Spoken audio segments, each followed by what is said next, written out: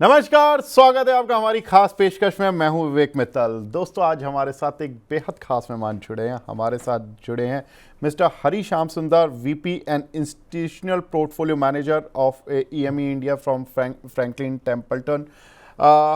Hari sir, hi, thank you very much for joining in sir. Hari Namaskar, sir, it's great to be here. Thank you very much for joining in sir. Hari sir, इस समय जो market में चल रहा है, because we have seen so many macro factor those are disturbing the markets, like geopolitical, जो कि सबसे बड़ा रिस्क इस समय चल रहा है इंडियन मार्केट में। इंडियन मार्केट ही नहीं, इनफैक्ट ग्लोबल मार्केट्स के लिए ईरान, इसराइल, कभी इंडिया पाकिस्तान हो जाता है, रशिया यूक्रेन अभी तक थमा नहीं। तो सर, ऐसे में एक एज एन पोर्टफोलियो मैनेजर आप अपने क्लाइंट से जब बात करते हैं तो क्या बोलते हैं कि किस तरह के रिटर्न्स वो एक्सपेक्ट करें और किस तरह से आप इस रिस्क को हैंडल कर रहे हैं सर? तो देखिए, इस जियोपॉलिटिकल रिस्क की बात जब हम करते हैं तो फर्स्ट थिंग टू नोट, इधर ये कोई नई बात नहीं है। हम पिछले 3-4 साल से इस एनवायरनमेंट में हैं। जब यूक्रेन और रशिया की बात जंग शुरू हो गई थी तो वी सॉ वेरी क्लियरली कि मार्केट काफ़ी वॉलेटाइल हो गया था। एंड तब लग रहा था कि इस बार काफ़ी एक सस्टेन डाउनटर्न आ सकता है। पर आज की बात अगर हम देखेंगे तो अभी साफ जाहिर है कि it is not been a very sustained kind of a down move which has happened in the market. It was a brief short dip which happened in the market. पर थोड़ी देर के बाद लॉन्ग टर्म फंडामेंटल्स की बात आ जाती है। It is not about what is playing out in the world, it is more about how India is related with that. और India की जो कहानी है वो ज्यादातर एक डोमेस्टिक कहानी है। हमारी जो लिंकेज है बाकी देशों के साथ ट्रेड से वो थोड़ी कम ही है। And what is very important to note in this entire thing is that normally हमारी जो लिंकेज थी वो ज्यादा क्रूड ऑयल से जुड़ी हुई थी। हमारी जो जीडीपी ग्रोथ वो क्रूड ऑयल से काफी ज्यादा जुड़ी हुई थी। बट पिछले 10-20 सालों में वही काफी गिर चुका है। It has become a much lower dependence on crude oil for incremental growth. तो what we tend to say is that, देखिए, it is definitely a worrisome time. It is very uncertain times. We don't know how, for example, ये जो Israel और Iran के बीच जो जंग है, exactly how it is going to play out, it is very hard to predict. But what we can do is look at it on a bottom up basis. हम हर एक stock को देख सकते हैं और अंदाजा लगा सकते हैं कि what is the exact impact going to be on this as a result of the war. And what we are seeing is that we keep on coming back and looking at the fundamentals of the Indian economy, which is the strongest that it has been for many, many years. India की कहानी, as I said, is mostly domestic in nature. And that is the reason why, from the Russia-Ukraine war, if you look at the Indian markets, it is up from there. And that is what we will continue to recommend our clients to do. बिल्कुल sir. Sir, historically हमने देखा है कि crude oil, इससे ही हमारा, जैसा आपने बोला भी, कि क्रूड ऑयल से ही हमारा ज़्यादा एक रिलेशन रहता है। बाकी अगर जियोपॉलिटिकल कुछ भी चल रहा है तो उतना हमें ज़्यादा इम्पैक्ट नहीं करता है। सर, क्रूड ऑयल को लेकर आपकी क्या फोरकास्ट है फॉर नेक्स्ट 1 ईयर और for next 3 years? Because Donald Trump चाहते हैं कि एनर्जी प्राइसेस कंट्रोल में रहें। दूसरी तरफ जो जिस तरह का वो पॉलिटिकल अंदाज लेकर इस समय चल रहे हैं, उससे जियोपॉलिटिकल रिस्क जितना अराइज हो रहा है, उससे क्रूड ऑयल नेशंस जो लड़ रहे हैं उससे क्रूड ऑयल लगातार स्पाइक कर रहा है। तो ऐसे में क्रूड ऑयल पर फोरकास्ट क्या है सर आपकी? Well, actually, prices काफी कंट्रोल में रह चुके हैं. If you look at the from the start of the year, average कुछ $65 की हुई है. And that is very good levels for Indian markets. At these levels, India has nothing to worry about at all. Um, and as I said, India की जो dependence है crude से, and the linkage between GDP growth and India, uh, and the crude oil prices has fallen over the years for India. So what we are seeing is that despite the recent spike in the crude oil prices, it is still very, very much manageable for the Indian markets. Now, the worrying part, जो हम सोच रहे हैं, I mean, सबसे बड़ी जो risk factor है, ये है कि दुनिया में जो क्रूड ऑयल कंज्यूम होती है तो about 20% of that flows through the Strait of Hormuz. अगर ईरान ने वहां पे कुछ एक्शन लिया तो it is likely that there can be a sharp spike in the near term on the crude oil prices. वही एक रिस्क है, बट अगर हम उस हद तक पहुंच गए then there'll be a lot more things also to worry about on the geopolitical side. It is not our base case, it is not what we're thinking about right now. Globally अगर demand supply की बात हो रही है तो actually the US is going to contribute more to the production. In fact, तो जैसे आपने कहा कि डोनाल्ड ट्रम्प का भी और स्कॉट बेसेंट का भी एक ये प्लान है कि 3 मिलियन बैरल्स पर डे और प्रोडक्शन होनी चाहिए। और अभी जिस रफ्तार से अभी डिमांड ग्रो हो रही है वो अब्जॉर्ब नहीं हो पाएगा। So we are looking at a very soft crude oil price market growing forward.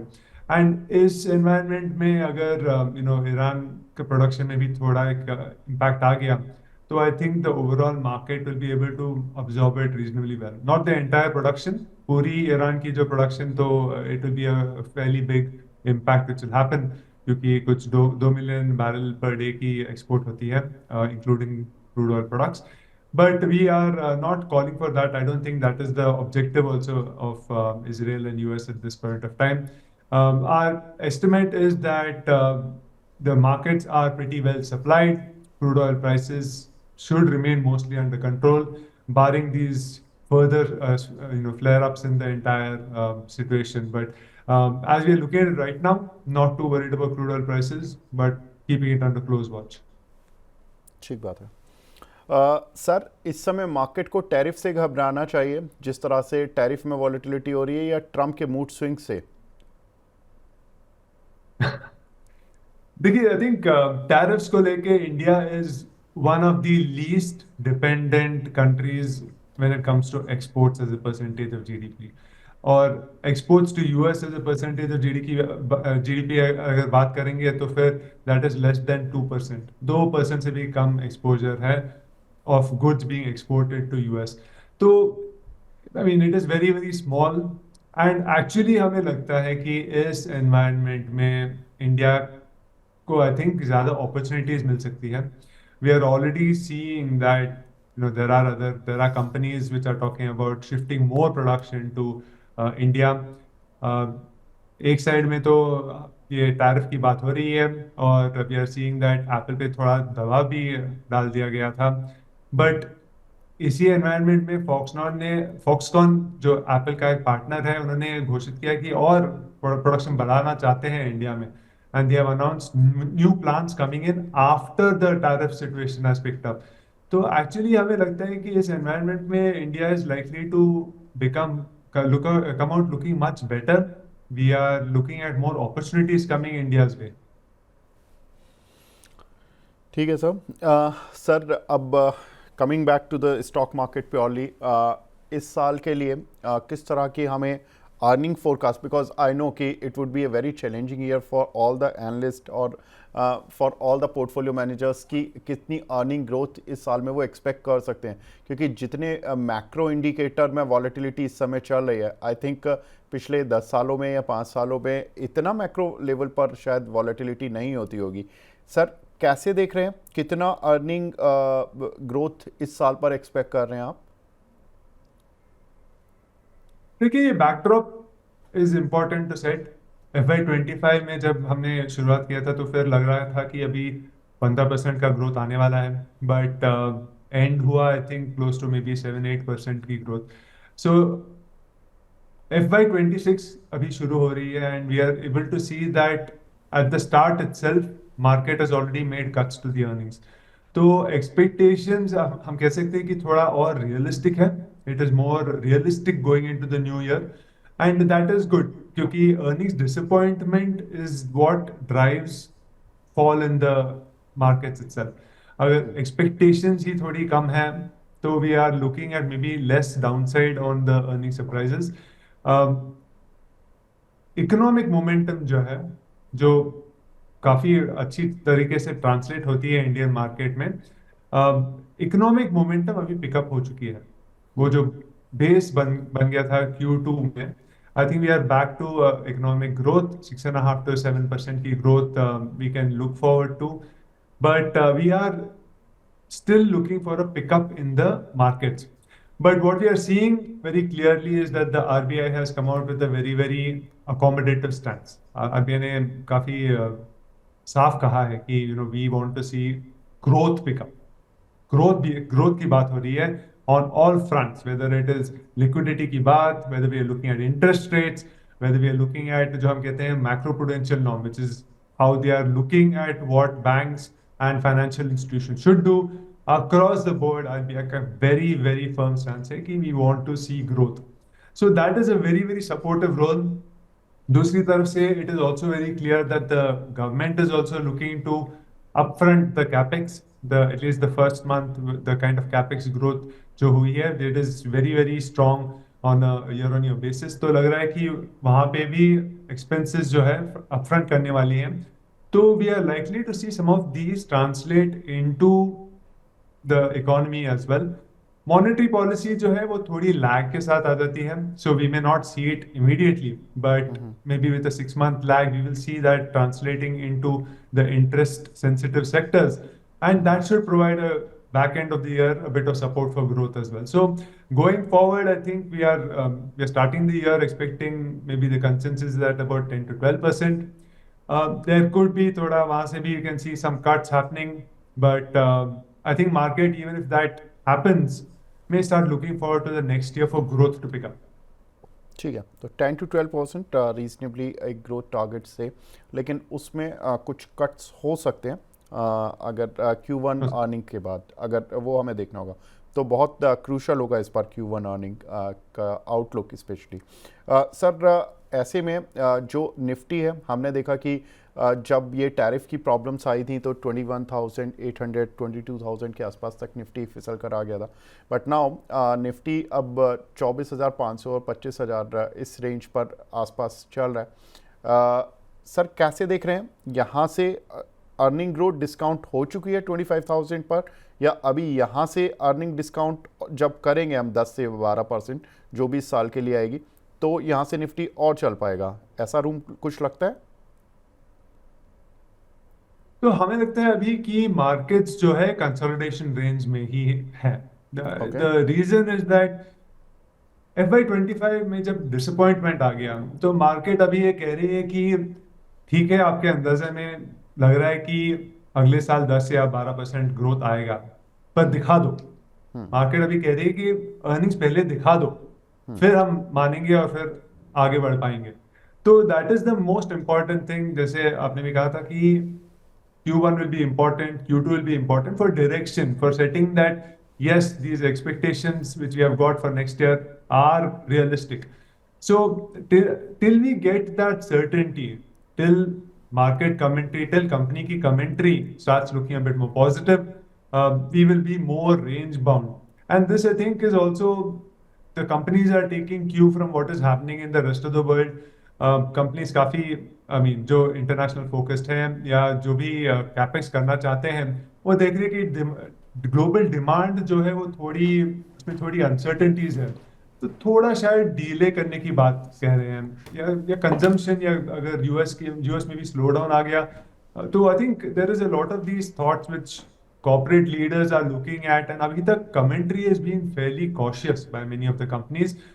उसमें बदलाव आनी पड़ेगी, I think, for getting more strength in the rally, and that is where we are forming a base for the next up move in the market.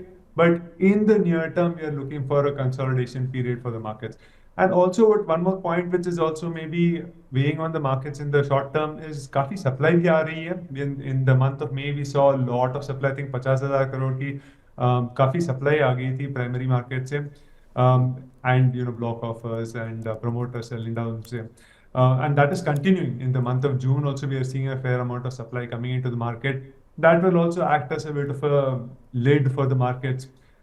So the market has to contend with these two things. एक तरफ से तो earnings में यकीन आना चाहिए, and दूसरी तरफ से वो supply भी है, वो I think that needs to cool off a little bit.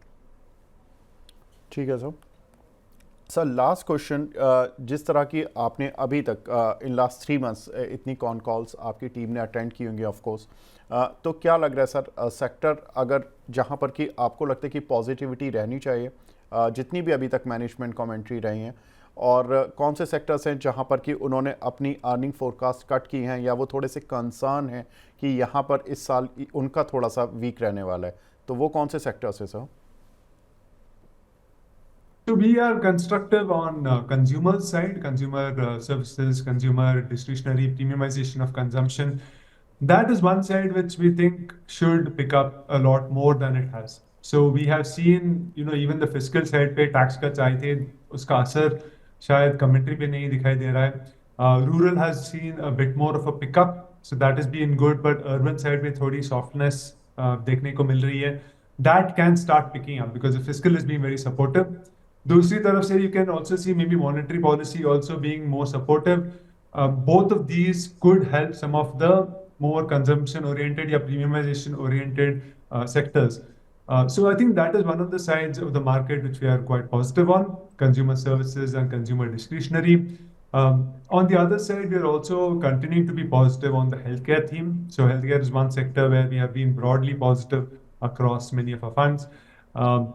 Health care की बात अगर कर रहे हैं तो फिर it is actually Fairlie vast sector, तो हॉस्पिटल से लेके CDMO, contract manufacturing, domestic formulations, but across the board अच्छी अपॉर्चुनिटीज देखने को मिल रही है. So those are a couple of sectors where we have been a bit more positive on. On the side which we have not been very positive on, it's something like a metals and mining, जहाँ पे we are consensus underweight. We have not looked to really participate in some of that. On the commodity metal side, at least we feel that China में जो industrial slowdown आ रही है and Right. global trade also slowing down a bit, that is likely to add weight or to weigh on the entire space. बिल्कुल, तो दो sector जो sir को positive लगते हैं एज एन हाउस, तो वो हैं हेल्थ केयर और दूसरा है डिस्क्रिशनरी कंजम्पशन, और दूसरा जो सेक्टर जो कि सर को लगता है कि जहाँ पर अंडरवेट है, यानी कि जहाँ पर कि पॉजिटिविटी उतनी नहीं दिख रही है इस साल के लिए, वो है मेटल एंड माइनिंग सेक्टर, जहाँ पर कि आपको उतना पैसा नहीं बन पाएगा. Thank you very much sir for joining in, and आपसे बात करके बहुत कुछ अच्छा लगा सर, बहुत कुछ सीखने के लिए मिला. Thank you sir, thank you very much sir. Thank you very much. Fantastic to be here. Thank you sir. तो ये थे सर जिन्होंने कि बताया कि किस तरह से हमें मार्केट में अब आगे सोचना है. ये साल कंसोलिडेशन का रहेगा. ये 3 सेक्टर्स जहां पर कि हमको नज़र रखनी है, दो सेक्टर्स पर पॉजिटिव साइड पर और एक सेक्टर पर थोड़ा सा कॉशियस रहकर चलना है. तो फिलहाल इस खास पेशकश को यहीं पे विराम देते हैं. नमस्कार.